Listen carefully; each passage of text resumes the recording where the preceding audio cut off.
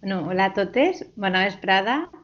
Hola a todas, buenas tardes. Bienvenidos a la primera conferencia del ciclo Visibilitats que organiza Diversitats. Esta es esta es la primera conferencia con la que iniciamos este nuevo ciclo de conferencias con la que queremos pues, celebrar días relevantes para el colectivo LGTBI, días que son de visibilidad y de dar a conocer las realidades de las personas LGTBI. Este primer ciclo que hemos diseñado incluye dos conferencias, una en el día de hoy, que es 31 de marzo, que es el Día de la Visibilidad Trans, y esta conferencia seguirá otra que hemos programado para el día 26 de abril, que es el Día de la Visibilidad Lésbica. Con este ciclo, Diversitats inicia pues un nuevo espacio de conferencias. Este primer ciclo lo va a presentar Ruth Mestre, que es nuestra cap d'iniciatives de Diversitat.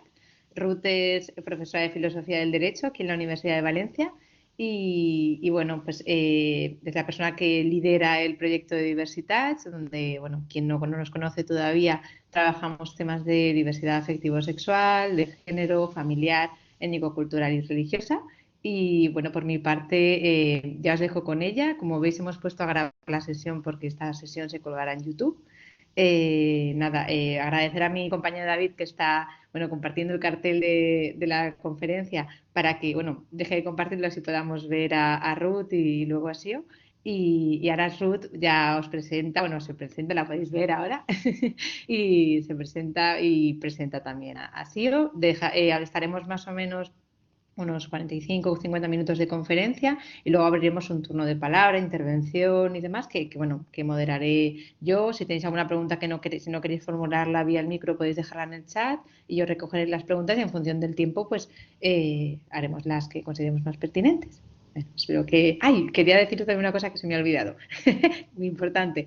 Y aunque os lo he dicho a todas las personas que habéis recibido el enlace, queremos que este sea un espacio inclusivo, un espacio seguro, siempre velando por los derechos humanos. Entonces, cuando aquí intervengamos en el chat, tendremos en cuenta esta premisa y queremos que creemos un espacio chulo de encuentro pues muchas gracias por estar. Moltes gràcies, Cela. Bueno, benvingudes i benvinguts tots. Jo, soc Ruth Mestre, soc profe de Filosofia del Dret i membre de l'Institut d'Estudis de les Dones i soc cap d'iniciatives de diversitats de la Universitat de València. Vaig a presentar a la nostra ponent d'avui, que és, com està el títol, a pasar de lengua perquè ya entenc que estic dient. La verdad es que para mí es un gusto, es un placer contar con Siobhan Guerrero McManus. Estudió biología, voy a contar primero el currículum, si os parece, brevemente, y luego os diré también por qué es importante para nosotras que estuviese hoy Siobhan. Ella estudió biología en la Facultad de Ciencias de la UNAM y es maestra y doctora en Filosofía de la Ciencia, también por la UNAM. Actualmente es investigadora titular en el Centro de Investigaciones Interdisciplinarias en Ciencias y Humanidades, en la UNAM, en la Autónoma de México, y es parte del Consejo Consultivo Honorario de la Rectoría General de la UAM.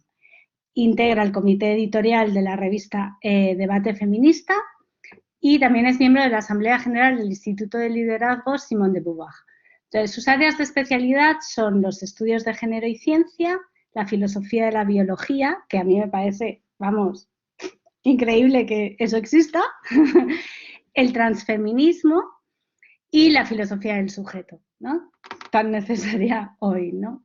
Es nivel 2 del Sistema Nacional de Investigadores y en 2018 fue galardonada con un premio, con el premio Distinción Universidad Nacional para Jóvenes Académicas, y en 2020 con el premio de investigación en el área de humanidades de la Academia Mexicana de las Ciencias.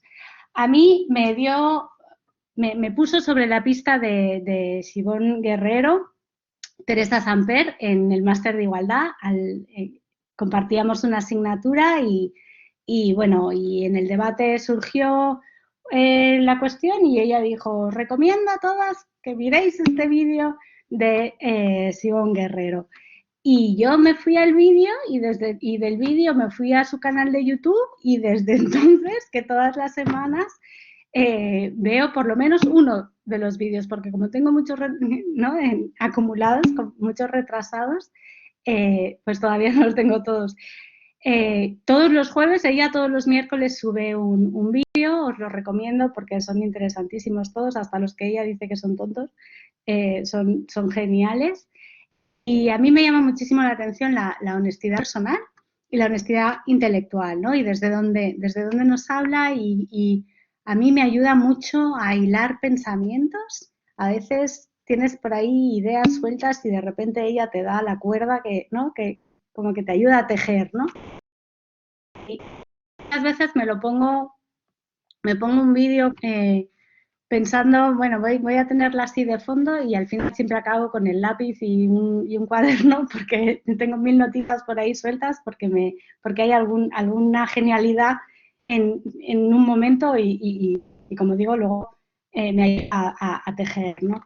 Un día en uno de estos vídeos ella estaba hablando del acoso en las universidades y decía, pero ¿y por qué no estamos más enojadas? ¿No? O sea, con todo, ¿por qué no estamos más enojadas? Y dije, esto es lo que queremos para este momento en Diversitats, ¿no? Para Diversitats, entonces, se nos planteó como esta posibilidad, esto es lo bueno que tiene la pandemia, que ha traído un montón de cosas horribles, pero de repente puedes contar con gente con la que no sabías que podías contar, ¿no? Porque en otro año habríamos dicho, no podemos pagar un viaje intercontinental, tal, pero ahora estamos tan acostumbradas al online que ya podemos hacer esto. En este momento para nosotras era fundamental poder contar con ella, porque están sucediendo cosas en dos niveles distintos, digamos, cosas a nivel normativo en dos niveles distintos que hacen esta celebración y esta reflexión que nos trae Sibón Guerrero fundamentales. Primero, a nivel de Universitat de Valencia, muchas sabéis, porque estáis participando, que estamos inmersas en un proceso participativo para elaborar el primer plan de igualdad en la diversidad de la Universidad de Valencia, ¿no? Y estamos trabajando, está el proceso, además están los grupos de trabajo, entonces es un momento en el que todo el alimento que nos pueda venir es bienvenido. Y por otro lado estamos también negociando, estamos también cerrando lo que sería el primer protocolo de acoso inclusivo y estamos trabajando en este texto que venga a cubrir el acoso sexual por razón de sexo y otros acosos discriminatorios, es decir, por LGTB-fobia o incluso racismo, ¿no? En el aula. Y luego, esto sería, digamos, a nivel de la Universidad de Valencia. Y a nivel estatal, sabéis que también es un momento importante porque se están moviendo cosas. Se está moviendo, de un lado, la Ley de Igualdad LGTBI, de la que se está hablando muy poco, pero pensamos que es fundamental porque ahí pueden surgir muchas cuestiones importantes para, digamos, los estudios LGTBI en las universidades, ¿no? Y por otro lado, la ley de universidades, ¿no? Que también, por eso digo, es el momento en el que tenemos que ver qué significa la igualdad LGTBI, qué significa la igualdad dentro de la universidad cuando estamos hablando del colectivo LGTBI. Yo creo que la ley trans, que es la que más ruido está causando, no nos va a afectar tanto porque nosotras ya tenemos protocolo, la Universidad de Valencia ya tiene un protocolo, digamos, de acompañamiento, de atención y acompañamiento para el cambio de nombre y para aquellas personas que quieran cambiar el nombre. Entonces, la ley, cuando se apruebe, pues seguramente nuestro protocolo quedará en desuso, salvo para estudiantes extranjeros, y si tardan mucho en aprobarla, digamos que nuestro estudiantado ya tiene las espaldas cubiertas y ya tiene el abrazo, ¿no? Ya tiene nuestros brazos abiertos para poder hacer eso en nuestra universidad. Entonces, yo me callo porque lo importante es que la profesora Guerrero nos pueda contar las reflexiones que traía y le doy las gracias infinitas por haber accedido, porque además yo soy así de hippie y de happy y es todo muy informal y no se lo ha tomado a mal. Así que muchas gracias, Simón, y cuando quieras. Bueno, espero que me oigan bien. En caso de que me llegara a fallar el internet, me ponen un mensajito en el chat para ver cómo resolverlo. Primero que nada, darles las gracias por esta invitación y sí, en efecto, de las pocas cosas buenas que nos trajo esta pandemia tan difícil, quizás es el podernos acercar a lugares que de alguna u otra manera no habríamos podido tener cerca sin esta dinámica extraña que estamos viviendo. Y una disculpa porque soy muy monolingüe, entonces, pues ni modo, ahora sí que quisiera poder resolver esa situación, pero pues estoy condenada al monolingüismo. Entonces, una disculpa por eso. Eh, bueno, para entrar de lleno, en efecto, hoy es 31 de marzo, Día Internacional de la Visibilidad Trans, y yo agradezco mucho que me hayan invitado, sobre todo el eje de la charla lo tengo pensado, y hasta hace unos 2 o 3 días pensaba dedicarme de lleno al tema de cómo construir espacios incluyentes y seguros, sobre todo en las universidades o en espacios educativos. Y sin embargo, por un comentario que vi en Twitter, me di cuenta que quizás no podía yo entrar tan de lleno a ese tema, eh, porque desafortunadamente no hemos llegado a un momento donde podamos simplemente decir las personas trans existen, viven discriminación y violencia, ¿cómo resolvemos esto? Yo quisiera que de alguna manera viviéramos en una sociedad donde al menos estuviéramos en ese punto, donde al menos se reconoce que hay un problema y se quiere resolver el problema. Desafortunadamente ni siquiera estamos allí. O sea, ya ni siquiera mi aspiración es vivir en una sociedad libre de violencias. Quisiera vivir en una sociedad donde por lo menos hay un consenso de que las violencias son inaceptables y tienen que ser resueltas. Pero desafortunadamente ni siquiera hemos llegado allí. Alguien hacía una observación en Twitter diciendo, ¿cómo es posible que alguien que estudió biología, que estudió filosofía de la ciencia, pueda apoyar, entre comillas, esta locura? Y con esta locura, por supuesto, se refería de una manera un poco ambigua tanto a las personas trans como al hecho de buscar que las personas trans eh, tengamos derechos humanos. Y ese comentario me pareció muy importante y me pareció muy revelador por varias cosas. En primer lugar, porque para mí mostraba que desafortunadamente no podemos empezar todavía un ejercicio de pensar en espacios incluyentes, porque hay personas que todavía consideran que las personas trans quizás no tienen que ser incluidas, sino quizás tienen que ser curadas, corregidas, intervenidas de una manera o de otra. Es decir, que la solución no es transitar por el camino de los derechos humanos, sino quizás regresar a viejos senderos, a los senderos, por ejemplo, de la patologización. Y en ese sentido me di cuenta que tenía que empezar por allí y tenía que decir por qué creo que alguien que estudió biología y filosofía de la ciencia, más allá de ser trans, tiene algo que decir, porque de alguna manera no solo hablo en calidad de una mujer trans, hablo en calidad de alguien que estudió biología y que estudió filosofía de la ciencia y que cree que esto puede ser un aporte para tener una discusión menos deshumanizada que la que estamos teniendo, porque desafortunadamente sí creo que, y eso desafortunadamente lo compartimos México y España, tenemos una discusión donde no pareciera que estuviéramos hablando de personas con vidas, con dignidades, sino parece que estamos hablando como de una especie de tópico donde no se juega la vida de alguien, donde no se juega la dignidad de alguien. Y yo creo que esa dinámica la tenemos que romper y no estoy con ello sugiriendo que toda la gente va a estar de acuerdo, probablemente eso nunca pase, pero podríamos tener un debate con otro nivel, un debate menos deshumanizado. Y yo sí creo que ahí las academias podemos hacer algo y creo que de hecho tenemos que hacer algo.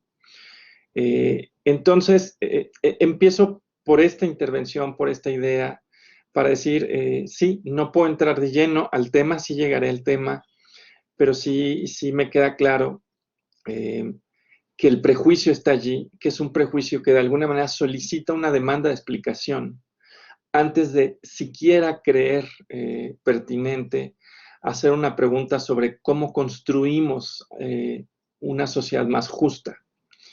Y el hecho de que estemos entrampadas y entrampados en esta dinámica es algo muy pernicioso. Muchas personas, en efecto, hacen esta demanda de explicación de por qué existe la gente trans, o la formulan de otras maneras diciendo, incluso afirmaciones muy contundentes diciendo, la gente trans no existe, o alguna variación sobre el tema. Y entonces, hasta que esa demanda de explicación no la encuentran satisfecha, que suele no pasar nunca, entonces no hay condiciones siquiera para sentarse a preguntarse cómo podemos construir un espacio incluyente. Y en ese sentido me parece que tenemos también que abordar esto, porque si no, no podemos dar el paso siguiente, ¿no? Y de allí que sea tan importante un día como este, como el 31M, el Día de la Visibilidad Trans, porque a diferencia de otras festividades o conmemoraciones, por ejemplo, en octubre y noviembre también hay dos fechas importantes. En octubre, por supuesto, incluso se habla de octubre trans, porque es el mes de la despatologización. Y en el 20 de noviembre, que coincide en México con el Día de la Revolución Mexicana, entonces en México siempre parece que las personas trans somos muy, muy revolucionarias. Es el día de la memoria o de la remembranza trans. Pero esas dos fechas, tanto en octubre como en noviembre, de alguna manera estaban muy asociadas con ciertas formas específicas de transfobia. En octubre con la patologización, en noviembre con las personas que la transfobia se ha llevado, ya sea a través de violencias directas o indirectas. Y aquí, por supuesto, sí quiero mencionar que el tema de los suicidios también tiene que ver con transfobia. Y en ese sentido, el 31M tiene un cometido distinto, que de alguna manera tiene el cometido de visibilizar a las personas trans, también para mostrar la complejidad de nuestras biografías. Y esto es necesario para romper con estereotipos. Parte del problema que tenemos es que sobre lo trans circulan muchos estereotipos. Algunos de ellos son incluso muy paradójicos, porque un estereotipo que circula mucho, por ejemplo, sobre las personas trans, es que impulsamos estereotipos. Y digo que es paradójico porque el estereotipo de lo trans es que impulsamos estereotipos. Se asume, por ejemplo, que la única manera en la que se puede construir de manera coherente una identidad trans es al tomar los roles de género y volverlos una identidad. Siempre digo que bajo este modelo tendríamos que esperar que a todos los hombres trans les gustaran la mecánica, les gustaran quizás, no sé, las carreras de autos, porque se dice de las mujeres trans pues que nos define el cabello largo, el maquillaje, los tacones, las faldas. Y entonces la gran ironía, por supuesto, es que se nos acusa de impulsar estereotipos opresivos. Que no serían solamente opresivos para las personas trans, sino serían opresivos para toda la sociedad, y que desde allí hacemos una construcción identitaria. Y digo que es una tremenda paradoja, porque de hecho las personas trans mismas no encarnamos este estereotipo sobre lo trans. Y de hecho no construimos las identidades desde allí, ¿no? Siempre digo, oigan, las transiciones no se hacen porque tengamos una especie de gusto o fetichismo, ni en lo sexual. Y ejemplo A, hay personas trans que son asexuales, que simplemente no tienen un deseo sexual. Pueden ser personas que tienen relaciones románticas. Y eso desmonta, por supuesto, estereotipo. Ejemplo B, hay hombres trans que pueden ser, como dicen, hombres con mucha pluma, que pueden ser incluso hombres trans homosexuales, que incluso son afeminados. En México, por ejemplo, hay un joven poeta trans que vive mucha discriminación, incluso alguna de la discriminación que vive es por romper precisamente los estereotipos de la masculinidad, porque suele llevar maquillaje, suele pintarse las uñas, y claro, eso muestra que las personas trans tenemos toda una gama de expresiones de género y toda una gama de construcciones identitarias que desde luego no pasan por esta reificación de los roles de género. Pero es algo que se dice de las personas trans. Entonces, un día como este, el 31M, es una fecha importante precisamente porque lo que busca visibilizar es que no somos los estereotipos que se dice que somos. Estereotipos que además han sido muy costosos, no solo con el ejemplo que ponía, sino porque los estereotipos suelen hacer que ciertas identidades sean revestidas, por ejemplo, de ciertas emociones políticas. Y el tema de las emociones políticas para mí es un tema importante porque nos ayuda a entender cómo operan los discursos de odio, cómo operan las prácticas de discriminación y también por qué muchas estrategias de combate a estos discursos y a la discriminación no funcionan. Y eso, por ejemplo, sí es algo que me gusta comentarlo en espacios cuando llega la gente y dice, ¿cómo hacemos una política que logre mitigar o combatir o acabar con la discriminación? Y una observación que me gusta hacer es, si creemos que la discriminación emana simplemente de una falta de conocimiento, estamos subestimando su complejidad. Y estamos subestimando su complejidad porque hay un componente afectivo que está mediando la relación con los otros. Y este componente afectivo, desafortunadamente, no se resuelve solo con información. Requiere otro tipo de estrategias para humanizar a la otra persona.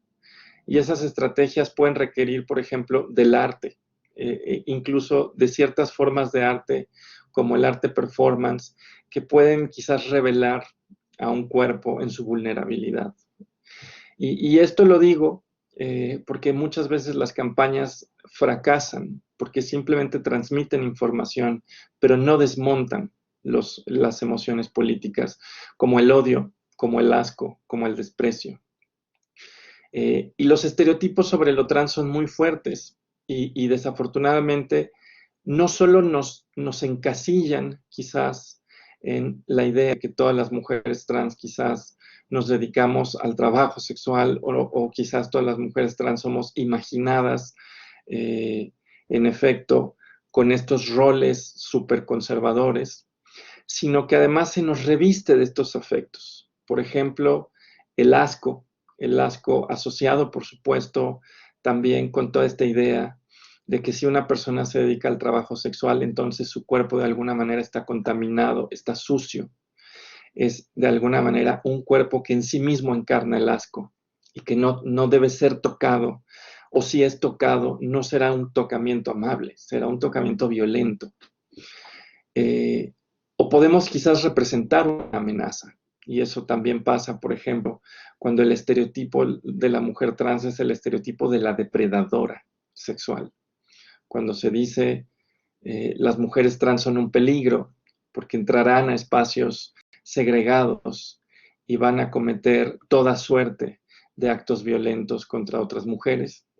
Y esto se dice a pesar de que hay ya más de 20 países en el mundo que tienen leyes de identidad de género o leyes que reconocen la identidad de género de las personas trans a través del autorreconocimiento. Eso pasa ya en varias partes de México, eso pasa en Argentina, pasa en Uruguay, pasa en varios estados de Estados Unidos, en varios países de Europa.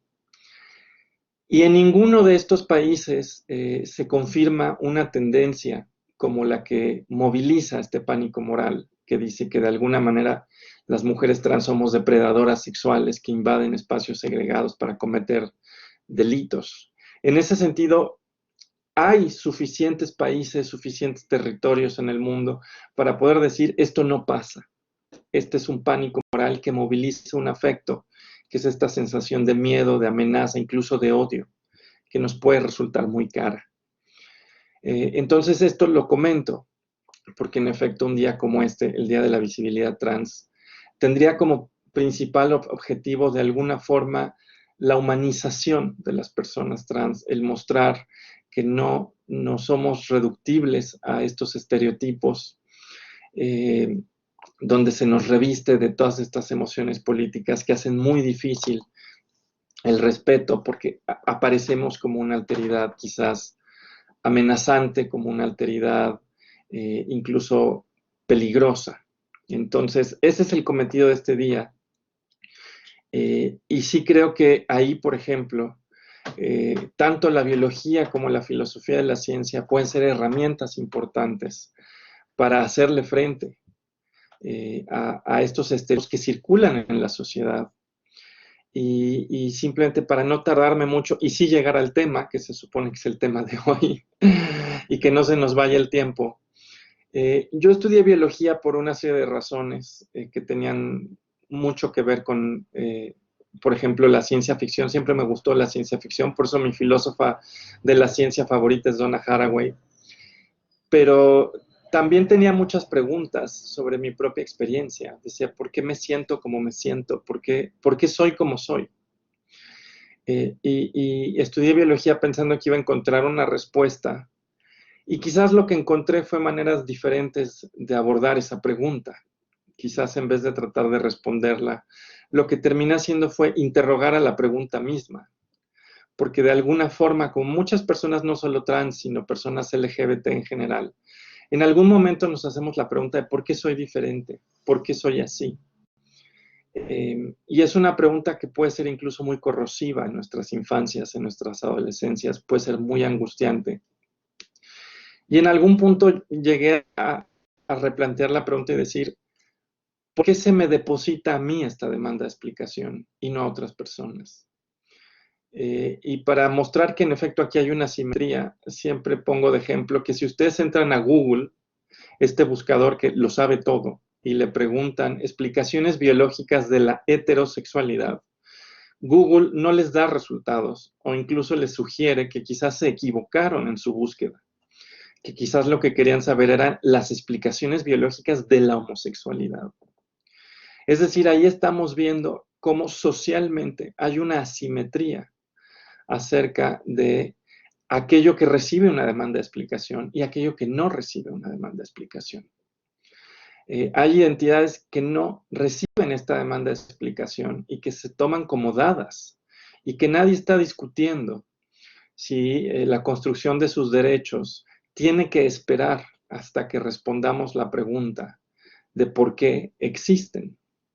Y esto no pasa desafortunadamente con las diversidades sexuales.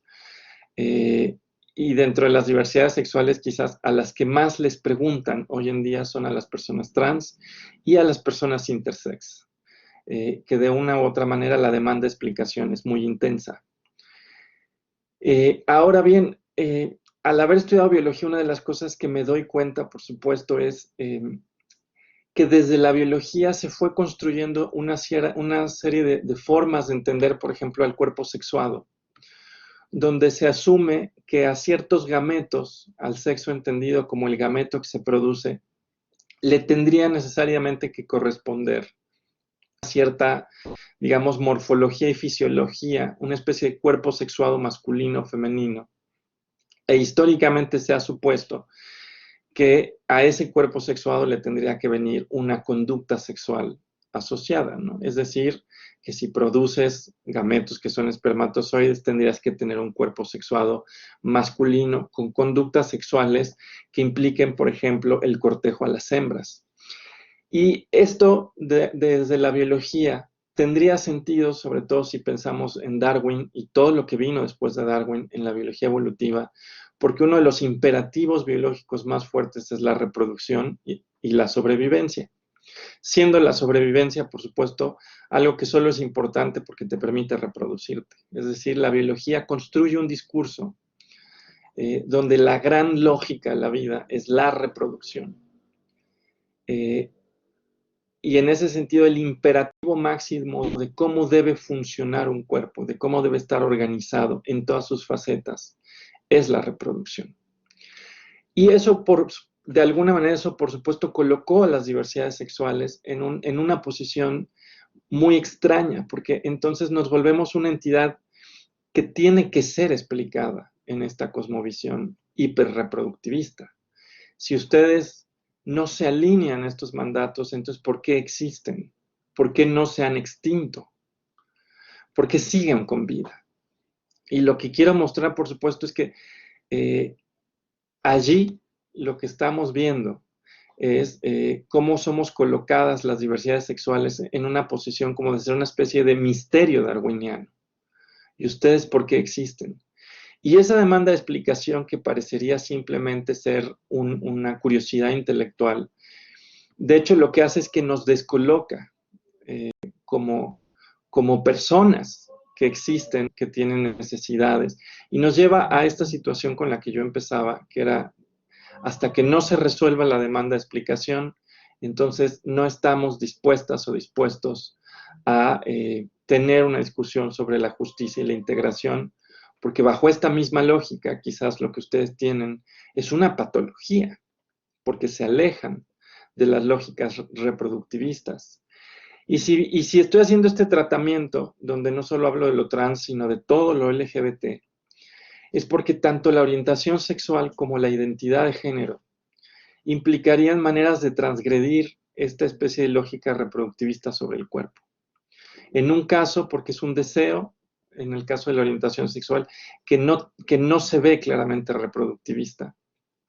En el otro caso, porque lleva a una expresión de género que puede confundir, entre comillas, la lógica reproductivista del deseo ajeno.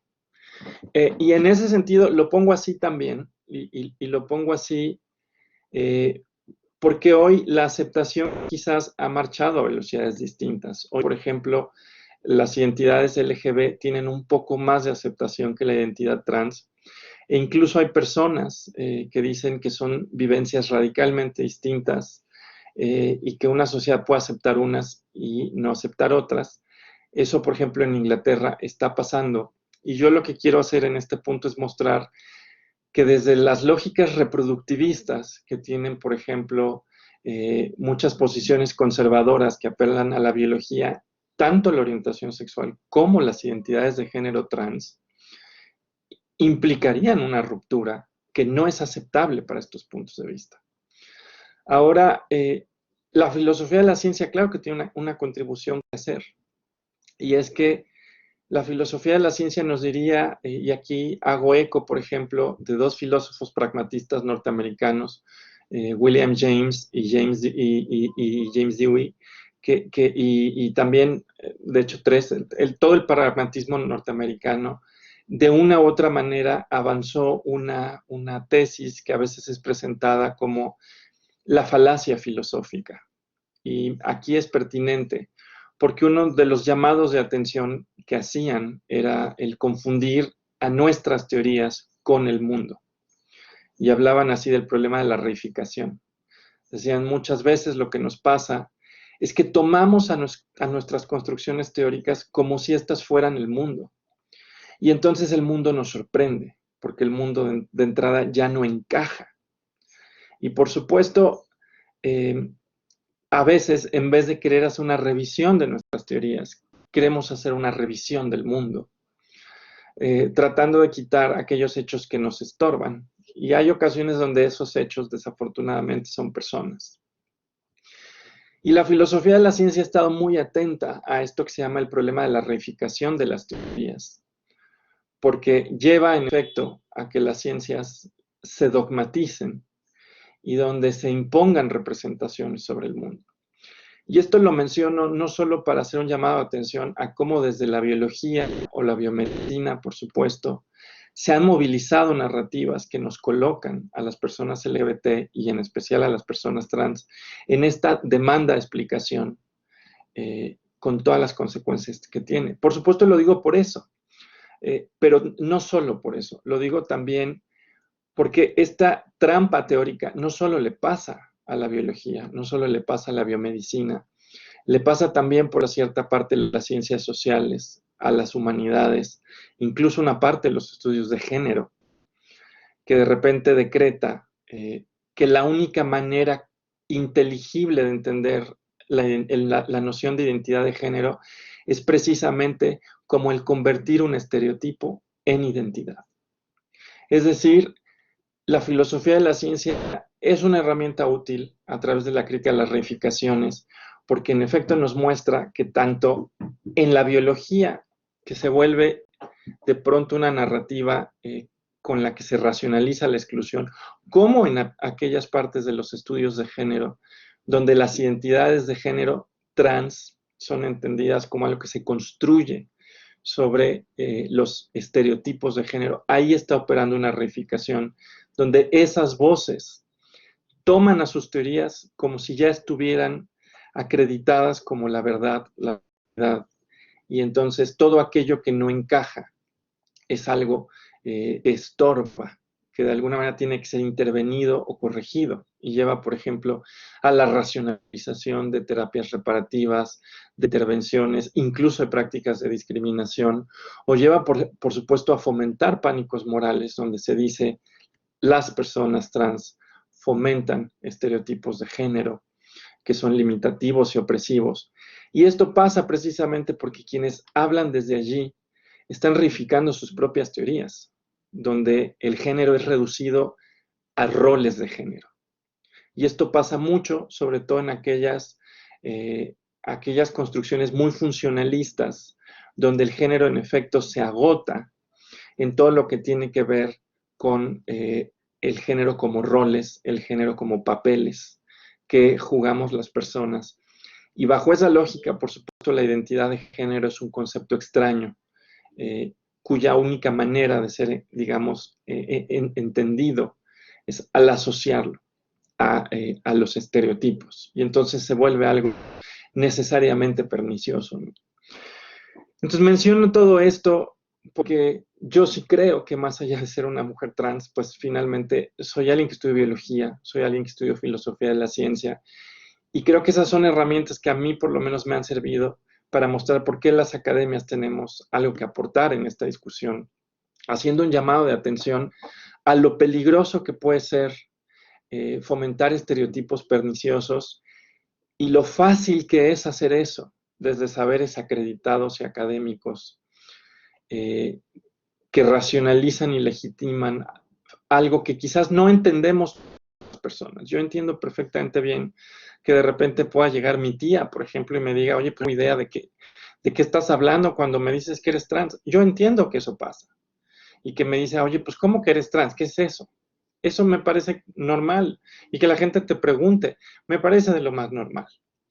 Lo que me parece peligroso, por supuesto, es cuando se reifica una teoría y dice, así es el mundo, y entonces tú necesariamente eres lo que mi teoría dice que eres, porque además no solo nos coloca en una posición peligrosa, sino que a veces hace imposible la interpelación. Parte del problema que tenemos ahora, tanto en España como en México, como en Colombia, y más recientemente en el resto de América Latina, es que la interpelación no puede darse, porque es una interpelación que necesariamente requiere señalarle a la otra persona que su punto de vista o su teoría están cometiendo un acto de reificación que no acomoda todos los hechos relevantes.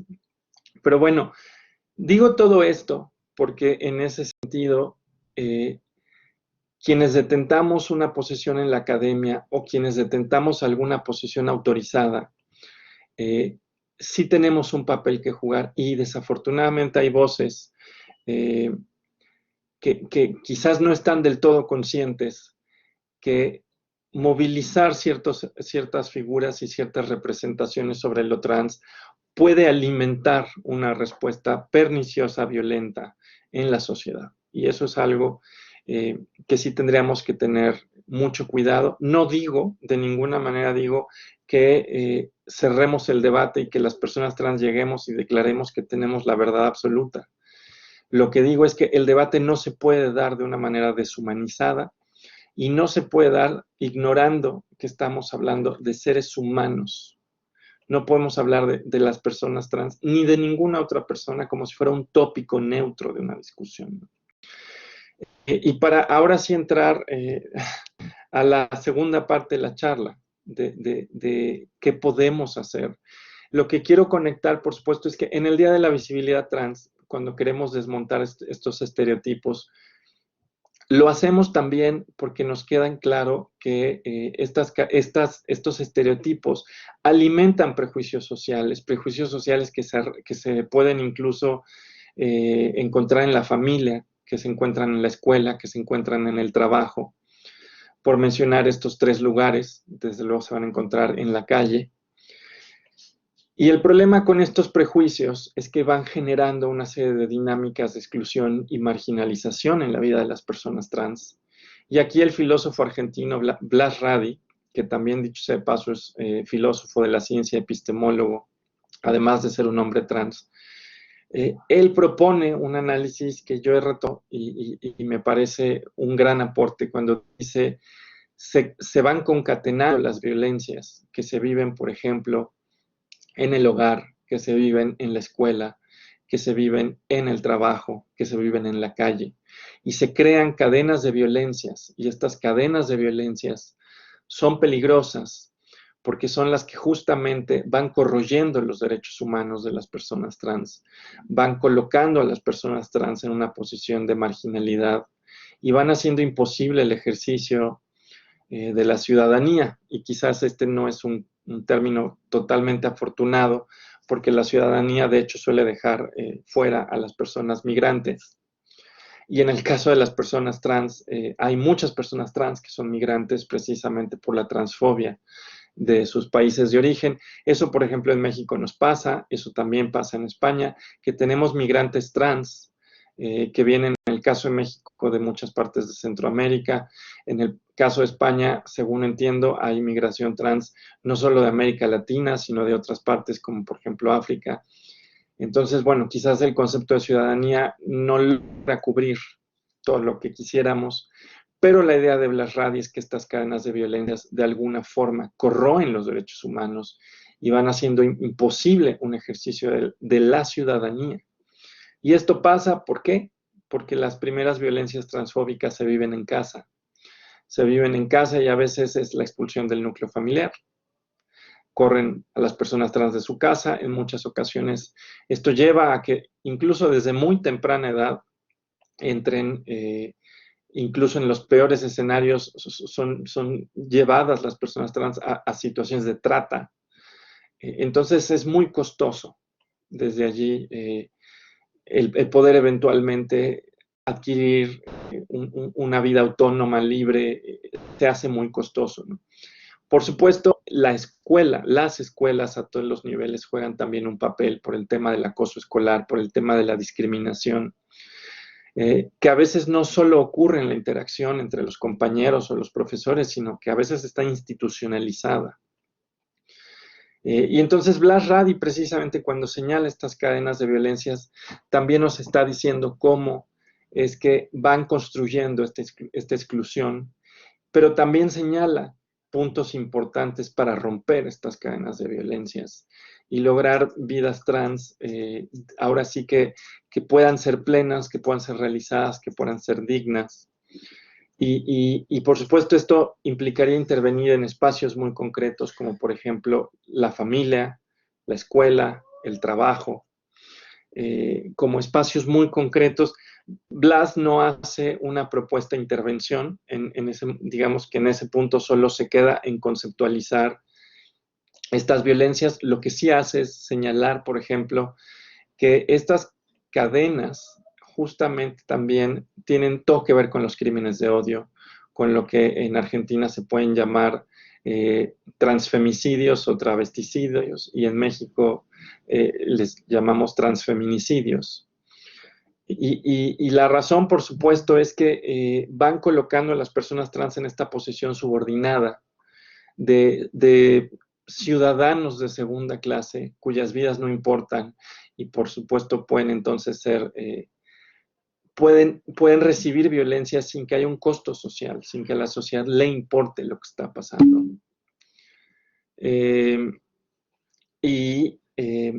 Ahora, si bien Blas no hace una propuesta quizás de cómo intervenir, yo sí he intentado trabajar hacia allá, no tanto porque yo tenga formación en trabajo social, ni mucho menos, sino porque una de las cosas que me pasaba mucho es que yo llegaba y decía una cosa como esta, Y entonces, por ejemplo, mamás, papás o maestros levantaban la mano y me decían, ¿y ahora qué hacemos, no? Y había un punto en la vida donde les decía, yo no sé, yo soy filósofa, yo le puedo contar esto, pero esa era una respuesta muy desafortunada, porque de alguna manera lo único que le decía es, la situación es muy grave, y ahora qué hacemos, pues no lo sé, ¿verdad? Y en ese sentido, para no dar esa respuesta, es que he tratado de ir aprendiendo, colaborando con gente que se dedica al trabajo social, gente que se dedica a la psicología, gente incluso que se dedica a la pedagogía, y que me han ido enseñando quizás algunas cosas que sí podemos decir. Y esta, digamos, ya es la parte final de la charla, ya voy cerrando. Pero una idea que me parece muy importante, por ejemplo, es cis heterosexualizar un salón de clases. Perdonen la palabra, sé que suena horrible decir cis heterosexualizar un salón de clases, pero quizás una de las cosas más urgentes que tenemos que hacer es que los salones de clases sean un espacio que presume que sus estudiantes, todos ellos, van a ser personas cisgénero y heterosexuales. Es algo que tenemos que romper, por supuesto, es algo que suele ocurrir porque tanto en los contenidos de las materias, las personas que no son cis heterosexuales no existimos. Parece que no hemos hecho ninguna contribución en la historia o parece que llegamos a la existencia apenas en el siglo XX, ¿no? Y llegamos como sujetos victimizados, que parece que no hemos tenido nada que decir sobre nada. Entonces, la manera misma en la que, por ejemplo, se narra la historia de los países es una historia de no existimos. Por ejemplo, en México, la gran narrativa de México es esta narrativa revolucionaria, del gran Estado que nace después de la Revolución Mexicana a comienzos del siglo XX, que enaltece esta noción del mestizo, pero todos los mestizos son personas cisgénero heterosexuales.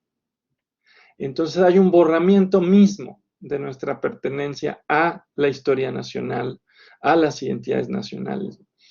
Entonces se borran las existencias de las personas en todos los contenidos de las materias. Esto es una manera de cis-heterosexualizar los contenidos de la enseñanza.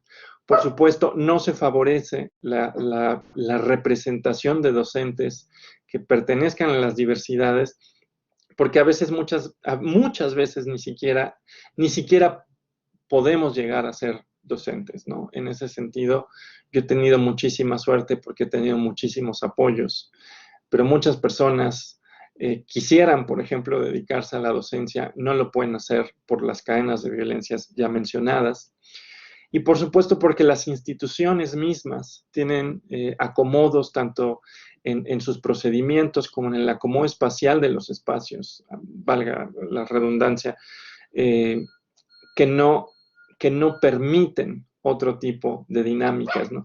Pongo ejemplos muy concretos.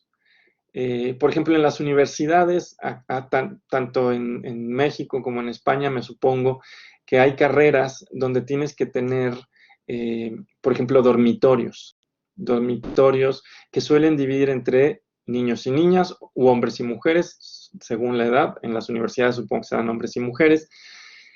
¿Y qué pasa con esa manera de arreglar los espacios? De entrada, por ejemplo, es claro que las personas no binarias pues ya no tienen un espacio. Y no se nos ha ocurrido que tendríamos que diseñar espacios que acomoden, por ejemplo, cuerpos que no desean presentarse dentro del binario. Y este quizás es solamente un ejemplo, pero muestra cómo la organización espacial misma, donde el ejemplo, por supuesto, más acabado son los baños, pero no son el único, muestra cómo hay una organización espacial que no acomoda a todos los tipos de cuerpos, o que incluso, por ejemplo, cuerpos que sí somos binarios o que nos deseamos presentar dentro del binario, tampoco entramos. Y no solo hablo de las personas trans, ¿no? Lo hablo, por supuesto, cuando llegan las mamás y los papás horrorizados diciendo, mi hija tiene una compañera lesbiana o tiene una compañera que es una niña trans, ¿cómo es posible que estén conviviendo con mi hija en un espacio segregado, ¿no?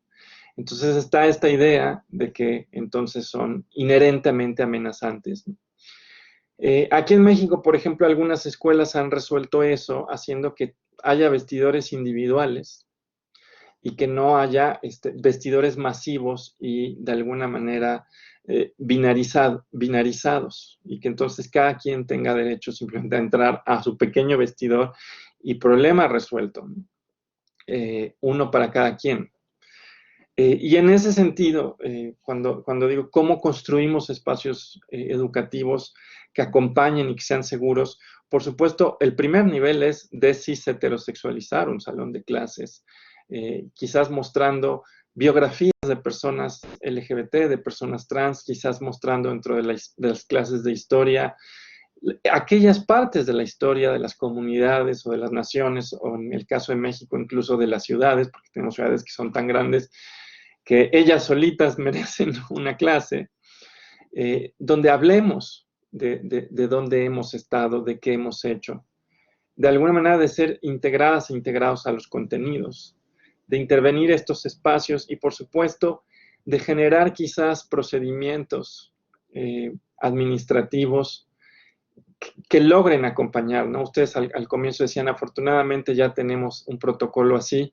Por ejemplo, en México esto es algo que nos ha costado mucho y que no lo tenemos institucionalizado. Algo tan básico como, por ejemplo, permitir a las personas trans tener identificaciones con su nombre social, incluso si no han logrado un cambio en sus papeles, es algo que ha sido imposible de poner, a pesar de que hemos insistido mucho en ello.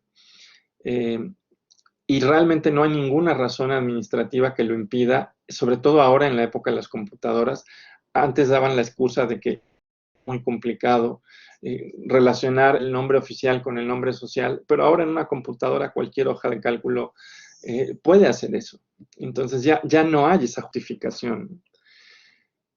Ahora, por supuesto, todo esto requiere saber cuál es la realidad de las personas trans y de las personas LGBT en los espacios educativos. Y esto es algo que a veces no sabemos. Por ejemplo, yo les quiero compartir que aquí en la UNAM apenas vamos a hacer una encuesta para saber cuál es el porcentaje de nuestra población, no solo estudiantil, sino también académicos, trabajadores, que es LGBT.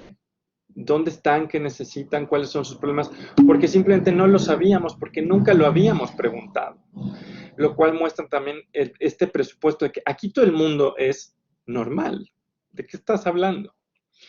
En Estados Unidos, por ejemplo, los que sí han hecho estos ejercicios, una de las cosas más alarmantes que han visto es que la situación de acoso, y no solo me refiero a acoso escolar o acoso sexual, sino otras formas de acoso, por ejemplo, acoso de género, que es cuando, por ejemplo, hay demandas diferenciadas, por ejemplo, en un laboratorio con la cristalería, de repente llega alguien, un profesor, y le dice a sus alumnas, ustedes lavan la cristalería, y no se lo pide a sus estudiantes varones.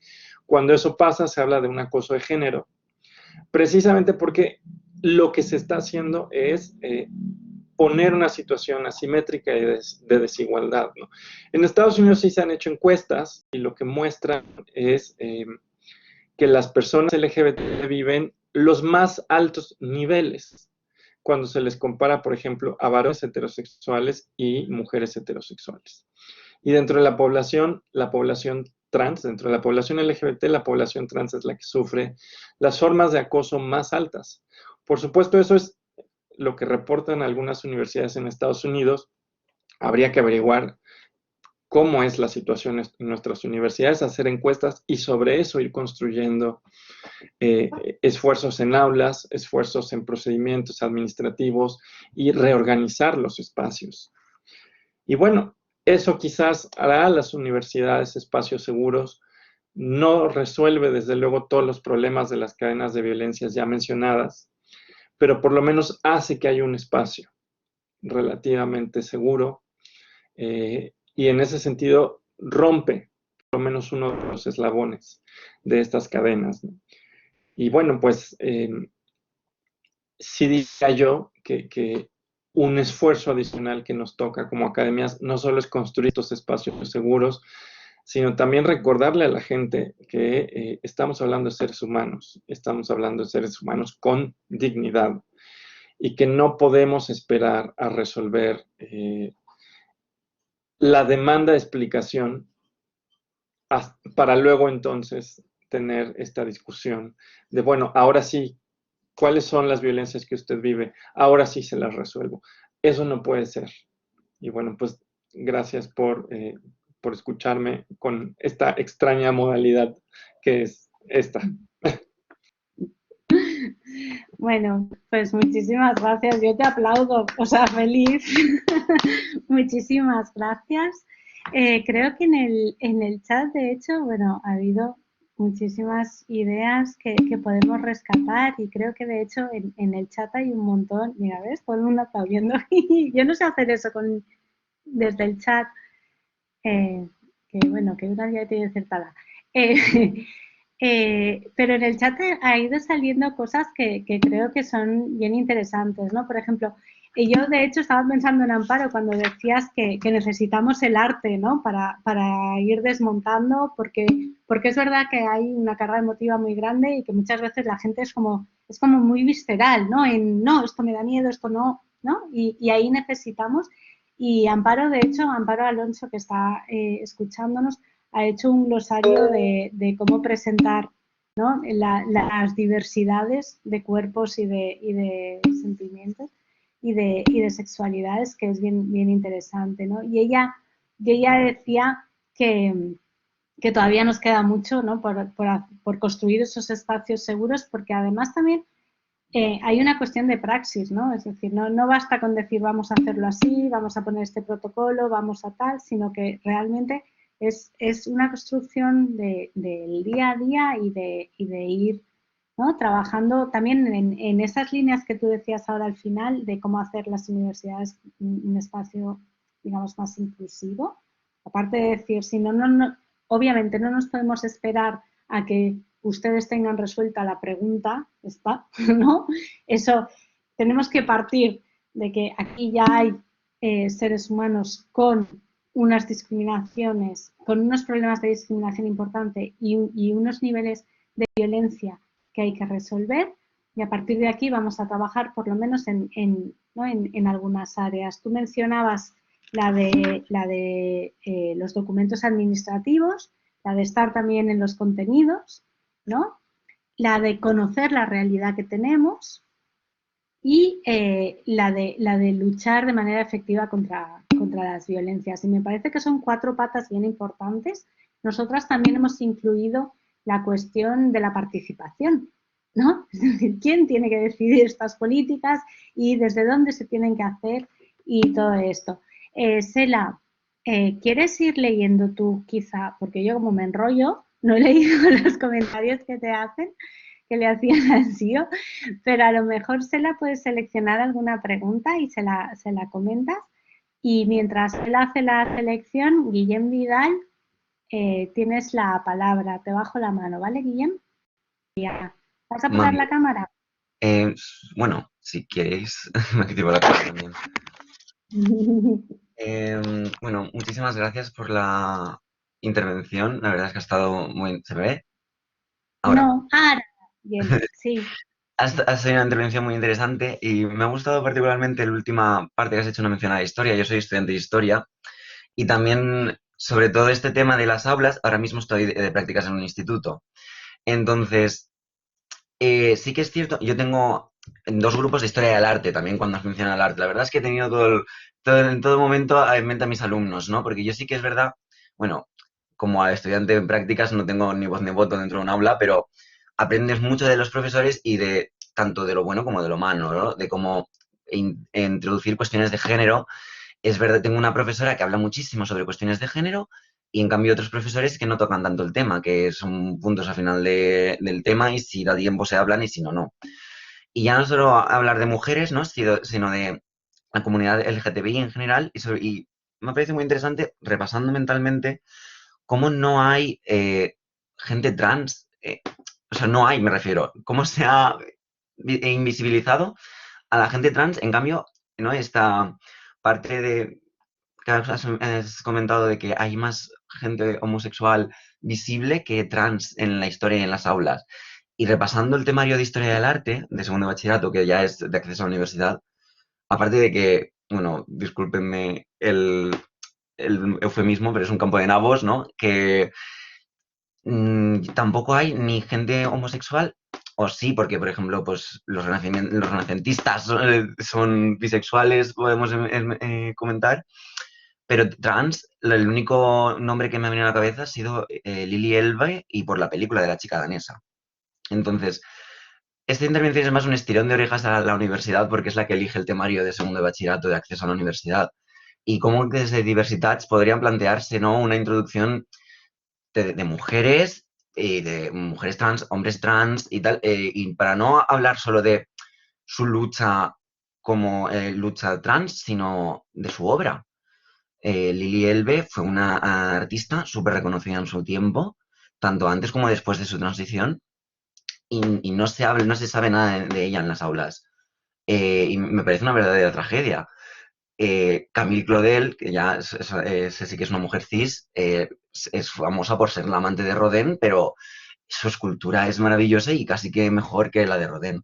Entonces, lo estaba comentando como culpa de la consejería y tal, pero es que son las universidades las que eligen el temario de segundo de bachillerato. Y quería dejar esta reflexión aquí, no sé. Y bueno, dudas tengo, daría para toda la intervención, pero Bueno, pues yo te agradezco mucho el comentario. A mí lo que se me ocurre también es quizás buscar, eh, eh, digamos, fuera del canon, porque, por ejemplo, yo pienso en México y hay espacios, yo no sé mucho de pintura, pero, por ejemplo, si tú me preguntaras sobre literatura, claro, si nos ponemos a buscar quizás literatura escrita por personas trans en español, pues nos vamos a encontrar muy poco.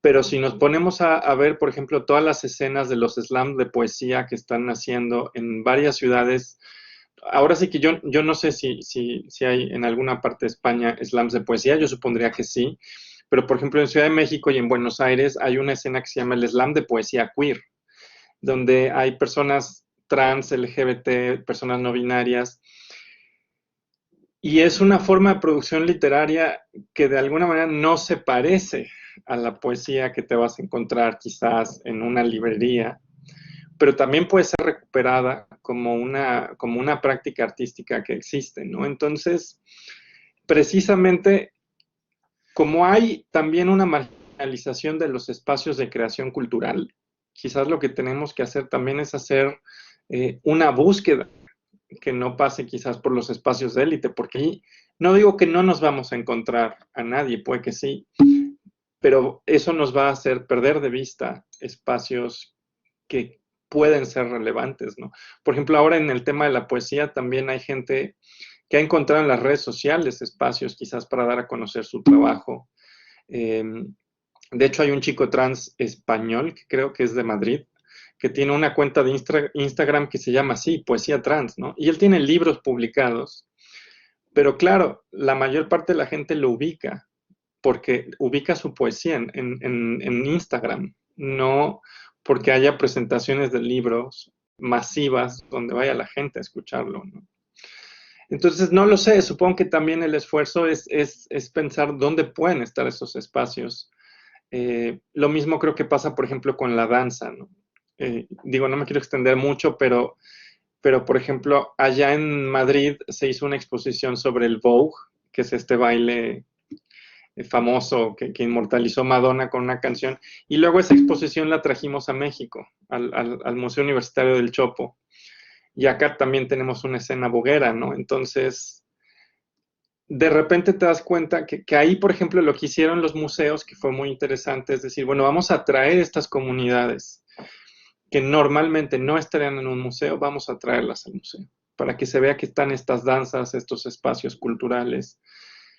Y quizás es algo que podemos hacer, ¿no? Pero bueno, a mí me cuesta mucho trabajo, ¿no? Porque en efecto te acostumbras a que dices, voy a ir a buscar aquí, y ahí no hay nada, ¿no?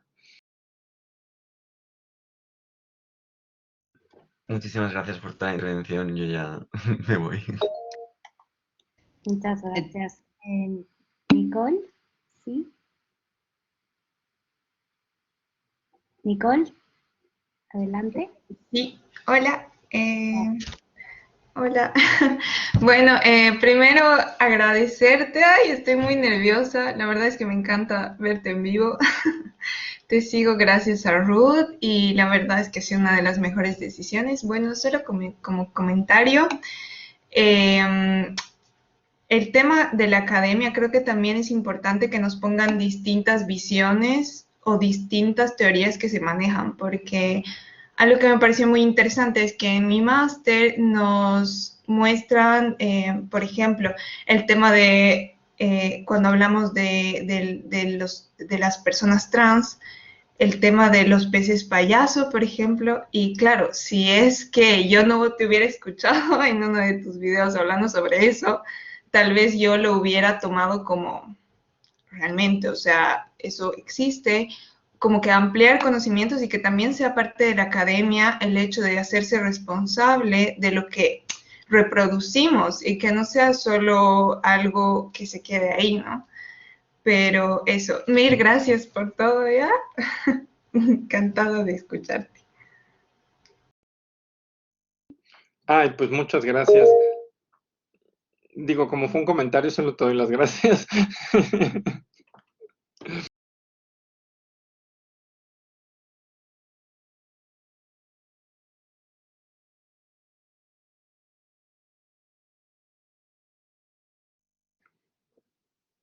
Yo no sé si Ruda apagó el micrófono o yo no la escucho. Hablando sola. Teresa va primero, luego va Blanca y Pilar, cuando levantes la manita yo te veo, ¿vale? Adelante, Teresa. Eres la responsable de que estés aquí, sí, yo te lo digo también. Teresa.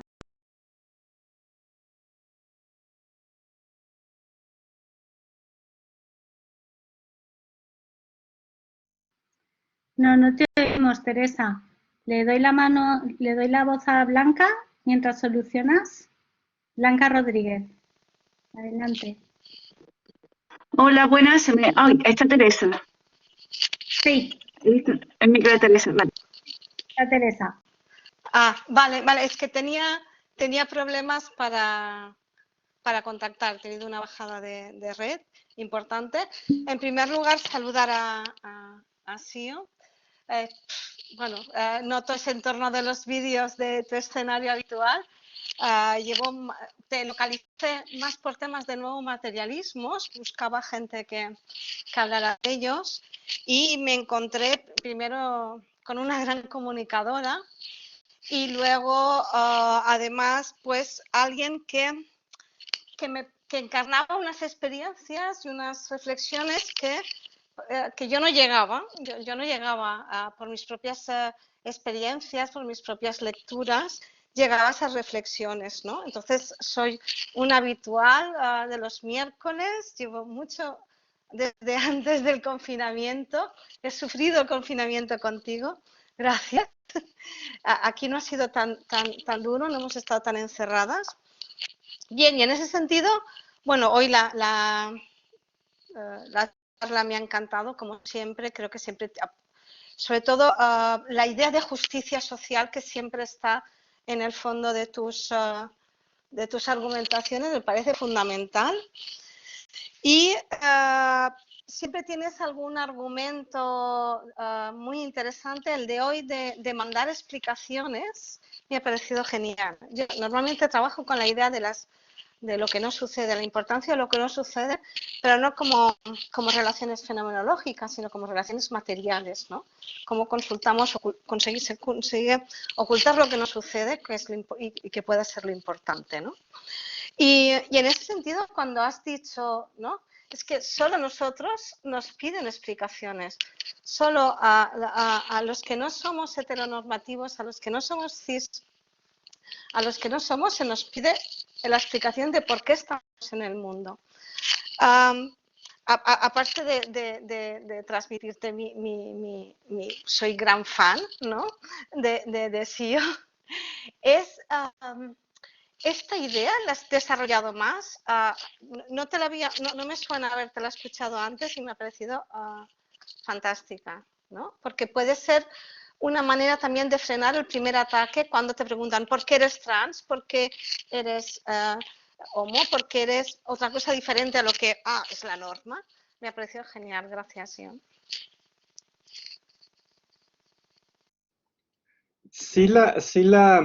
No sé si la tengo de una manera tan elocuente como yo quisiera. Luego me pasa que siento que, que escribo peor de lo que hablo y tampoco es que hable con toda la coherencia que yo quisiera. Tengo un libro de 2013 que aparece de hecho con mi nombre muerto, que se llama La ciencia detrás, se llama ¿Naces o te haces? La ciencia detrás de la homosexualidad. Yo no le puse el título, pero la editora me dijo, no, mira, ponle este título, porque yo le quería poner un título que según yo era muy bello, que era El arco iris y la doble hélice, y me dijo, no, nadie va a comprar un libro que se llame así, ponle ¿Naces o te haces? La ciencia detrás de la homosexualidad. Y dije, bueno, está bien. Y lo malo con ese libro es que está tremendamente agotado. Paidós no lo ha reeditado, pero era, o sea, fue como de hecho mi primer libro y mi primer intento de comunicar estas ideas. Y no creo que esté formulado tan claro como, o sea, porque me ha llevado mucho tiempo poder transmitir. A veces digo, ¿cómo es que me ha llevado tanto tiempo decir una cosa que hoy me parece relativamente sencilla? Pero pues sí, me ha llevado tiempo. Y en ese libro un poco sí, de hecho paso revista a varias maneras en las que se explicaba la homosexualidad. Y sí señalo que, por ejemplo, la homosexualidad femenina siempre se presenta como algo derivado. O sea, te explican la homosexualidad masculina y entonces te dicen, y mutatis mutantis, todo lo demás, ¿no? Y ahí sí traté de decir, ¿y por qué nos están haciendo esta demanda de explicación? Si hay un capítulo justamente donde hablo del misterio darwiniano y digo, ¿por qué se nos arroja esta demanda de explicación, ¿no? Muchas gracias. Blanca. Hola, ¿se me oye? Sí, pero no te vemos. Espera, estoy con el móvil, ¿eh? Bueno, pues también podemos... Voy a ver si se envió, no sé cómo no sé cómo se me verá, pero bueno, lo intento. Vale. Muchísimas gracias, y ha sido realmente, bueno, me has tenido con la boca abierta toda tu charla, me ha parecido fascinante. Y hay un tema en concreto que me parece que me mueve especialmente porque me parece que tiene mucha profundidad, que va más allá del tema trans, va más allá del tema LGTBI, que tiene que ver con nuestra construcción social y en el que la academia yo creo que tiene mucho que decir, y es la elevación de a esas verdades absolutas, ¿no?, a través de los científicos. Y a mí me parece que realmente ahí en la academia tenemos una responsabilidad especial en ese tema. Es decir, al exponer nuestras doctrinas, y bueno, estoy hablando con alguien que es una filósofa de la ciencia, con lo cual hay un salto importante. Yo soy profesora de Derecho, disculpa, no le digo, yo soy profesora de Derecho Constitucional en la Universidad de Sevilla, y a mí, en todo el debate, como tú muy bien has puesto de manifiesto en tu intervención, en todo este debate actual que está tan virulento, que estamos teniendo en España y en otros lugares, la apelación a verdades absolutas y la apelación desde las ciencias sociales a las ciencias naturales es bastante, juega un papel protagonista bastante prominente. Y a mí me parece que desde la academia deberíamos, de alguna manera, hacer el ejercicio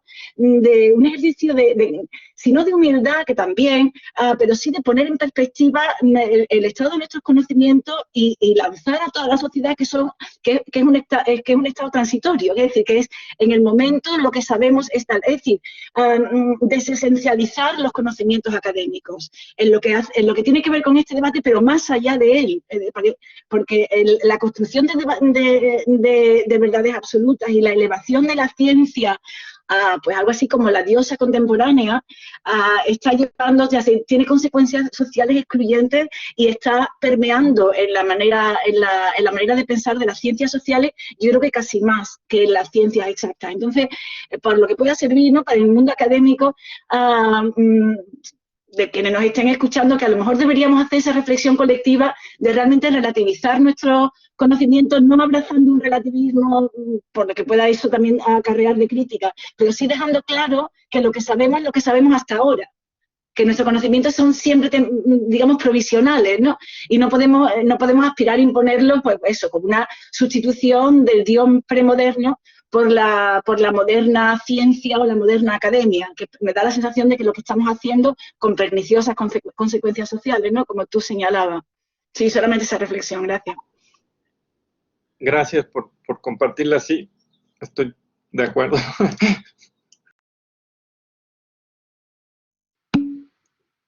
Pilar, ahora sí. Hola, bueno, lo primero, estoy intentando compartir cámara, no, me dice que no me deja compartir la cámara, no sé por qué, pero bueno, mira ahora, a ver. Bueno, no es importante. Venga, que ya, lo primero de todo, pues felicitarte, Siobhan, porque me ha parecido fantástica la charla, muy, muy interesante, sobre todo por ese matiz tan humano. Creo que ha sido una charla establecida desde lo social y lo humano, sobre todo. Entonces, de verdad me ha gustado mucho todo lo que nos has contado. Yo creo que has removido mucho de dentro nuestro, ¿no? Mucho en nuestro interior, y no hablo solamente de la cabeza, sino también desde el corazón, ¿no? Yo creo que esos espacios de los que aludías, espacios seguros, quedan mucho, mucho por construir todavía y son muy necesarios a todos los niveles. Y lamentablemente creo que no hay ningún espacio que pueda ser considerado seguro para todas las personas, ¿vale? A lo mejor un espacio que es seguro para una persona en concreto no lo es para otra, y ocurre desde el hogar, desde el colegio, el instituto, las facultades, los locales de ocio, ocurre a todos los niveles. Pero has tratado un tema en particular que me ha parecido especialmente interesante y me he quedado con ganas de saber algo más, que es cuando has hablado de las personas refugiadas por motivos de su orientación sexual o las personas trans. No sé cuál es realmente, porque lamentablemente pues no soy jurista, pero sí que me interesa el tema. No sé cuál es la situación a nivel jurídico de esa figura de refugiado trans. Entonces, si puedes comentar alguna cosa más de en qué situación, si está reconocida como tal, si pueden solicitar asilo por la situación en su país, quizá de odio o de violencia que están sufriendo. ¿Eso es así o cuál sería esa situación de estas personas? Bueno, primero decir algo muy doloroso. Creo que hay un bug de audio. No sé si Pilar pueda cerrar su micrófono, porque si no, me confundo. Gracias. En México, hasta hace unos 5 años, solo había un activista que era un chico gay, que creo que era hondureño, que se dedicaba al tema de movilidad humana y personas LGBT, porque de hecho el tema de migración han empezado a hablarlo en términos de movilidad humana. Y cuento esta anécdota porque solamente él se dedicaba de lleno a ese tema en todo México. Y era la única persona que, por ejemplo, cuando había una persona LGBT que venía de Centroamérica, sabía más o menos a qué albergues podía orientar a alguien. Y algo que le pasó es que en algún momento se enfermó, pero precisamente como no tenía ningún estatus legal, no pudo ir a ningún servicio médico. Y cuando algunos de sus amigos trataron de llevarlo al médico, empezaron a decir, oigan, ¿alguien sabe quién nos puede ayudar a apoyar a un migrante centroamericano, un chico gay centroamericano migrante sin papeles? Toda la gente le dijo, sí, claro, ve con este activista. Y le dijeron, sí, pero es que el activista es el que está enfermo. Y no había nadie más, ¿no? Y desafortunadamente él se murió, porque nadie sabía qué hacer, ¿no? Entonces cuento la anécdota precisamente porque, por lo menos en México, nadie, ni siquiera en la academia o en las ONGs o en el Estado, nadie se dedica de lleno al tema de migrantes LGBT. El único que lo hacía cuando se enfermó, no hubo quien lo acompañara, ¿no? O sea, así de mal está la situación. Y sí es un tema feo porque en México nos llegan de Centroamérica, sobre todo de Honduras y El Salvador, muchas caravanas. Muchas de ellas, por ejemplo, vienen con muchas mujeres trans. También hay chicos gays que están huyendo de sus comunidades porque las maras muchas veces los matan o las matan. Entonces, tienen que huir no solo por la pobreza, no solo por la violencia general, sino porque hay violencias específicas. Y muchas veces llegan a México y desafortunadamente aquí la situación que se encuentran no es una situación donde haya muchos espacios que los reciben. De hecho, también otra anécdota, hace 2 años cuando llegó una caravana de migrantes centroamericanos, bueno, lo que se hizo es que la gente se organizó para donarles zapatos, para donarles chamarras, llevarles cosas, y una chica trans mexicana se hizo pasar por migrante para recibir ayuda, ¿no? Y mucha gente se enojó con ella, pero también hubo gente que dijo, ¿cómo estará la cosa? Que una mujer trans mexicana tiene que hacerse pasar por migrante para recibir ayuda. Entonces esto un poco lo cuento porque en principio sí tendrías que tener derecho, por lo menos en México, a que te dieran una visa de refugiado, una visa humanitaria. Y eso pasa en otros países, ¿no? O sea, yo por ejemplo conozco a una chica peruana y una chica centroamericana, las dos trans, que fueron una vez a un evento en Holanda, a un evento de activismo trans y VIH, y les dijeron no regresen a sus países, y les dijeron quédense aquí. Cuando ellas contaron lo que vivían en sus países, sí les extendieron visas humanitarias. Entonces sé que hay visas humanitarias en varios países, no en todos.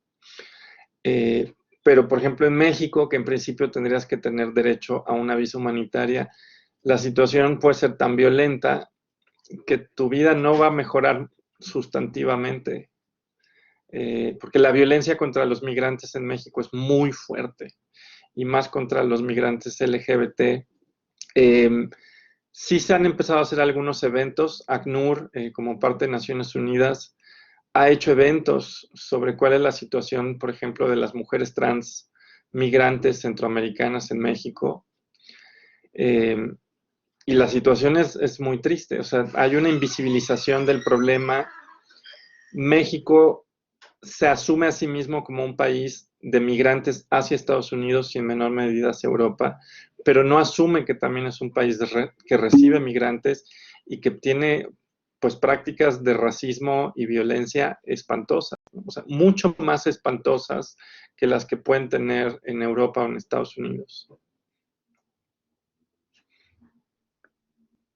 Muchísimas gracias. Muy triste todo lo que comentas y tantas cosas por cambiar y por hacer. Bueno, muchísimas gracias y enhorabuena por la charla a ti y a las organizadoras. Gracias. Carmen, ¿quieres comentar un poco lo que nos estabas diciendo? Porque tú trabajas con mujeres trans, migrantes. Sí, ¿se me oye? Sí, y se te ve. Ah, ay, qué bien. Bueno, yo estoy aquí por Ruth, porque me habló de ti la semana pasada y he tenido la suerte de que he podido conectarme. Y bueno, muchísimas gracias, he disfrutado un montón.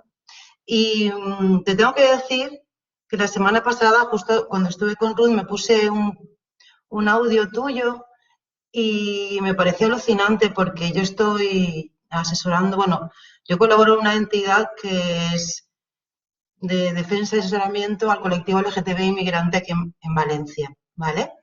Entonces, es romperte la cabeza porque tú planteabas la posibilidad de reversibilidad. Conceptos que a mí me parecen, no sé si lo estoy diciendo correctamente, pero maravillosos, ¿vale?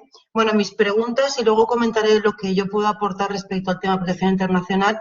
Mis preguntas o reflexiones son las siguientes. Me ha parecido brutal lo que planteabas respecto a la transmisión de información no desmonta el estereotipo. O sea, porque eso simplemente es información. Hace falta algo más para que se destruya, ¿no? O sea, como un movimiento más. Me gustaría que hablaras sobre eso. Y luego lo de las cadenas de violencia, es que necesitaba escucharte. Yo estoy llevando un caso de una mujer trans en Paraguay, que vamos a pedir la protección internacional, y como te escuché a ti el otro día, es que era su historia. Y lo que es planteada ahora, o sea, la violencia empieza en la familia expulsa con 12 años en cuanto te muestras cómo eres y la vida que tienes con 12 años expulsada de tu familia, te puedes imaginar lo que es. Yo estoy llevando una historia de vida de una mujer que fue expulsada, ella y todas sus amigas, que son 17 mujeres en Paraguay. De esas 17 chicas, que tenían 13, 14 años cuando fueron expulsadas, solo quedan 4. Todas son trabajadoras sexuales, a todas las han matado, menos a ellas 4. Ninguna de ellas está en Paraguay. Hay 2 en España, una en Estados Unidos y otra está en Holanda. Entonces yo estoy llevando en la protección internacional de esta mujer, después de 20 años, ¿no? Un recorrido brutal, ¿no? De violencia, cadenas de violencia en todos los estratos, en la escuela, en la calle, en el trabajo sexual. Entonces, obvio que Paraguay no tiene ningún reconocimiento de derechos, pero es que esto también pasa en Colombia, que tiene un alto reconocimiento de derechos.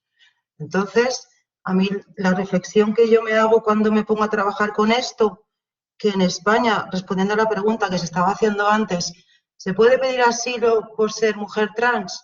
Sí, me tienes que demostrar la patologización.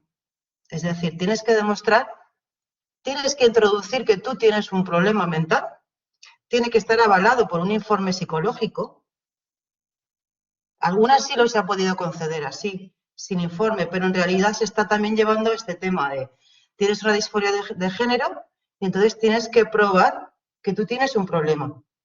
Cuando en realidad cuando tú pides protección internacional, una de las cosas que se dice es no tienes que probar nada de tu relato y de la comprobación de tu veracidad que hace el instructor de tu país que conoce la realidad es suficiente. Pero aquí tienes una prueba. Tienes que probar que tienes un problema, que está avalado por un psicólogo o médico y tienes que demostrar también que estás mal, ¿no? Entonces, son este tipo de cosas las que a mí me siguen sugiriendo que el tratamiento a las mujeres y hombres trans es doblemente patologizante y doblemente discriminatorio, porque dentro del colectivo LGTBI es como el colectivo que peor está, que sufre más discriminación. Entonces, pues eso es lo que te quería comentar. Lo primero que te he dicho antes de cómo se destruye el asco, ese estereotipo. También soy madre y también me encanta, es que me pone los pelos de punta. Bueno, es que yo soy muy así expresiva, pero porque también yo lo vivo, porque yo también vivo en este mundo, entonces todos formamos parte de esos estereotipos. A mí también me puede pasar cuando me cuenta mi amiga ya que se ha tirado 7 horas como trabajadora sexual trabajando, o bien que ha sufrido 16 violaciones. O sea, son corporidades que te mueven y te llevan a lugares en los cuales tú tienes determinadas reacciones, ¿no? Muchas gracias.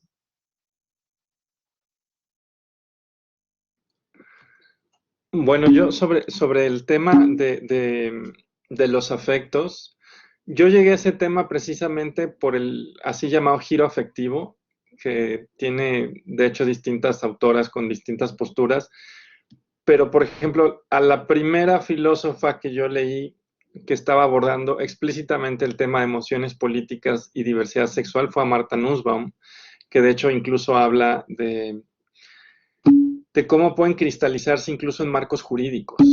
Y de ahí pues encontré a muchas otras filósofas que hablan del giro afectivo.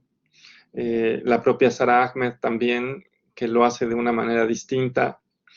Y algo que me ayudó mucho cuando las leí es que eso me ayudó a entender por qué muchos libros, muchos panfletos escritos con discursos homofóbicos se detienen tanto, por ejemplo, en querer narrar ciertas cosas. Yo no sé si les ha pasado, supongo que sí, que por ejemplo, textos que quieren criminalizar a la homosexualidad se detienen a describir con mucho detalle el sexo anal.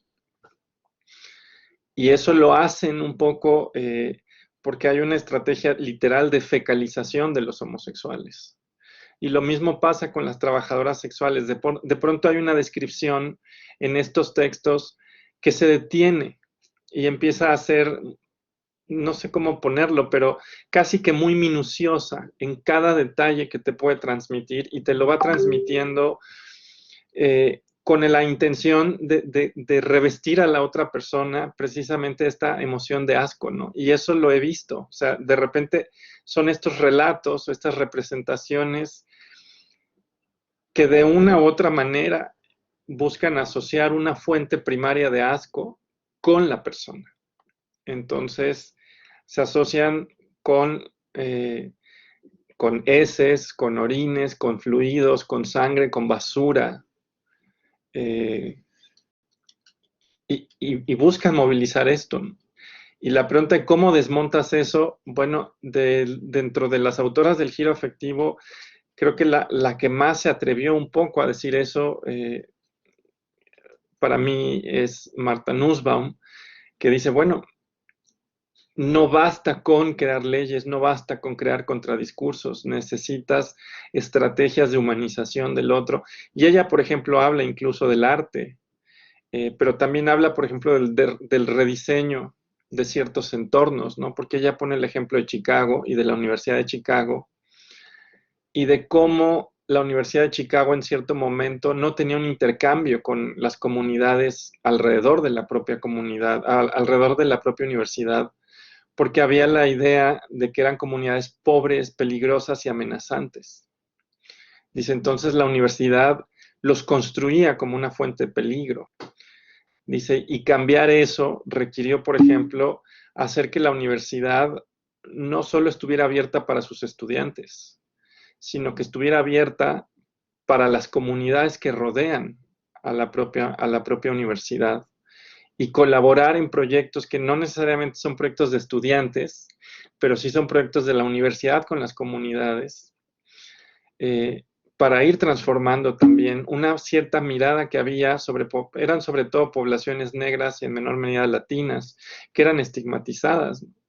Entonces ella sí plantea todo un ejercicio incluso de reinventar la relación en el espacio entre las universidades y aquellas comunidades que históricamente hemos mirado como peligrosas o amenazantes. Y a mí me parece una sugerencia pues muy, muy poderosa. Y supongo que se nos irán ocurriendo más.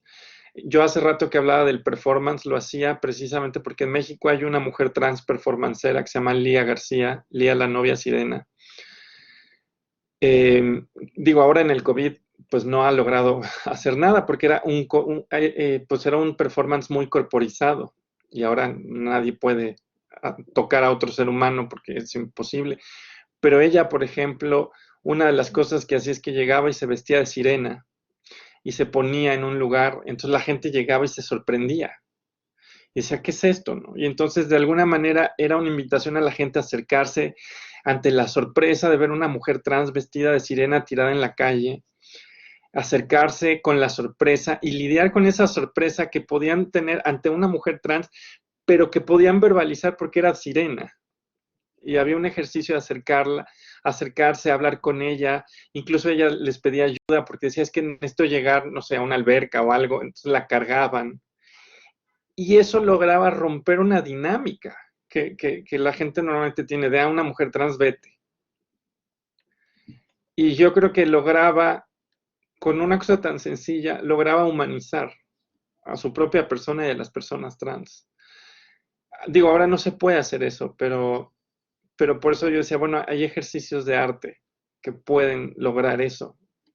Y Lía, por ejemplo, pues en América Latina es relativamente conocida, precisamente porque tiene varias estrategias de intervención en el espacio, como esas.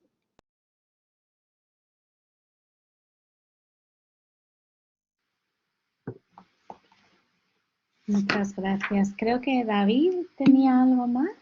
Chulísimo, sí. David tenía algo más. Sí, adelante. Hola, pues nada, que me ha llamado la atención que ha mencionado también el argumento de que los derechos trans podían suponer que personas trans o que agresores pudieran acceder a los baños de mujeres y supusieran una amenaza. Y es que es un argumento que ya he visto esgrimido aquí en España y que nunca he entendido. Porque, quiero decir, si alguien se cuela en un baño, nadie le pide la documentación y ningún agresor va a ir a cambiar al registro su estatus social con todo lo que lleva y la problemática que lleva el identificarse con una persona no cis o con disforia, para agredir. Es que es un argumento de decir, si nos ponemos en la mente del agresor, ¿qué opción optará? ¿Por ir y hacer todos esos cambios que le van a complicar la vida o por colarse? Nunca he entendido ese argumento y veo que lo utilizan mucho y lo dejan ahí como si fuera una frase, vamos, lapidaria. Y luego, pues eso, a nadie le piden el DNI para entrar en un baño. Y otra cuestión es, en esa violencia que pueda ser relacionada con las personas trans, no me he atrevido a decir que el 100%, pero el 99,99%, las personas trans son las víctimas de esa violencia, es decir, las agresiones, etcétera, que llegan a los medios de comunicación son las violencias ejercidas sobre las personas trans por el hecho de serlo. Que además no es otra cuestión, sino por el mero hecho de serlo. Y otro argumento que se esgrime es que el movimiento de las mujeres trans es una acción del patriarcado para aprovecharse de los privilegios. Si no hay privilegios y precisamente ser mujer es una condición que está oprimida por la sociedad, que alguien forme parte de ese colectivo que viene a borrar sus privilegios, son argumentos que no entiendo, que yo entiendo que no es una parte de información lo que necesitan, sino una parte efectivamente emocional, porque en el fondo lo que se percibe es mala fe.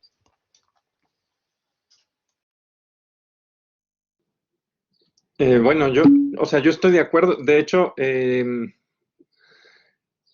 gran parte de estos argumentos se han movido en redes coloniales y yo sé que esto a mucha gente le sorprende porque luego parece que la transfobia simplemente es algo que ahí está, que no está tan elaborado, quizás que no tiene tanta estructura y sin embargo se mueve a través de las redes, y no hablo del internet, sino de a quién se lee, en dónde se estudia. Y eso sí es muy triste. Yo, por ejemplo, de las primeras veces que me encontré con estos argumentos fue precisamente de un profesor español en Letras Libres, en la revista Letras Libres, que de alguna manera decía, es que tenemos que discutir esto abiertamente. Y él le reconocía a ese argumento una urgencia y una peligrosidad que tenía que ser discutida. Y al ponerlo en una revista como Letras Libres, que se lee de ambos lados del Atlántico, pues tenía una capacidad de movilizar ese argumento terrible y desafortunadamente ha llegado a muchas partes en América Latina donde tenemos violencias escandalosas, ¿no? Y no quiero minimizar las violencias que se puedan vivir en España, pero bueno, por ejemplo, en México y en Colombia, las violencias cotidianas son un horror. Entonces, el efecto que genera un argumento como ese es tremendo, porque la gente de por sí ya vive día a día sabiendo que las violencias pueden estar literalmente a la vuelta de la esquina de formas tremendas. Entonces es un argumento que aquí ha corrido muchísimo precisamente por esta sensación generalizada de amenaza. Cela, y ya terminamos, ¿no? Que le hemos hecho una mentira de Juan, y Sonia a las 7 menos cuarto. Sí, así es. Bueno, creo que nos está pasando a todas, ¿no? Que podríamos estar escuchándote horas y horas y seguir, ¿no? Y como nosotros ya acabamos de cerrar el día, pues está bien, ¿no? Pero tampoco queremos como abusar de tu tiempo.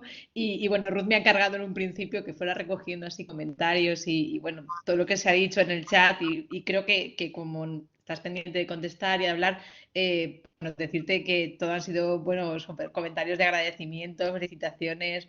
La gente me ha encantado la sesión, extraordinariamente interesante. Muchas gracias por compartir, por las reflexiones, impresionante. Gracias por la charla. O sea, yo quería como transmitirte esto que estoy recogiendo del chat y pues si te has perdido algún comentario, decirte eso, que bueno, que ha sido muy didáctica, que muy clara la visión, que gracias por abrir este espacio, ¿no? Y hacernos sentir más humanos. Ese comentario me ha parecido muy bonito.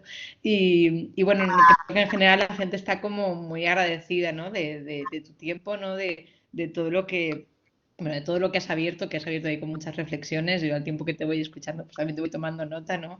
Y yo creo que una de las cosas que nos pasa, ¿no? Es que al final, bueno, yo lo veo, ¿no? Es no saber ponerse en el lugar de la otra persona, ¿no? Esa falta de empatía que yo creo que es súper importante, ¿no? Para entender la realidad de las otras personas, más allá de la tuya, ¿no? Es que es como decir, ese miedo al desconocimiento, a como yo no lo controlo, como no es, digamos, lo normal, o lo que yo entiendo que es normal, ¿no? El cómo, digamos, no somos capaces, ¿no? De salir de esa estructura que nos enseña, ¿no? Y yo creo que, bueno, has logrado como desmontar muchas ideas, también ayudarnos como a pensar, ¿no? Fuera de las estructuras en las que nos acostumbramos a mover y bueno, esperemos que poquito a poquito vayamos haciendo de esta universidad, ¿no? Un espacio mucho más inclusivo y bueno, en el que esperamos, bueno, contar con todas las personas que están aquí y bueno, por supuesto con Ruth, que es la lideresa y nada, yo por mi parte ya agradecerte tu tiempo y bueno, le invitaría a Ruth ya que despidiera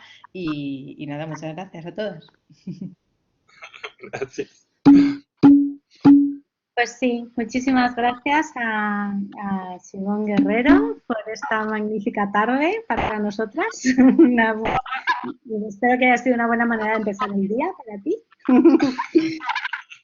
Y gracias a todos que habéis participado y habéis aportado tantas cosas. Yo creo que bueno, que esta ha sido como nuestra piedrecita hoy, ¿no? Una pieza más para una reflexión que nos humanice a todos, que humanice el debate y que cree un poco las condiciones para la interlocución, ¿no? Para el encuentro y para llegar a esos acuerdos, ¿no? A esos arreglos sociales de los que hablas yo siempre, así como muy a lo Fraser, que sean justos, que sean más igualitarios y que nos hagan un poquito más felices, ¿no?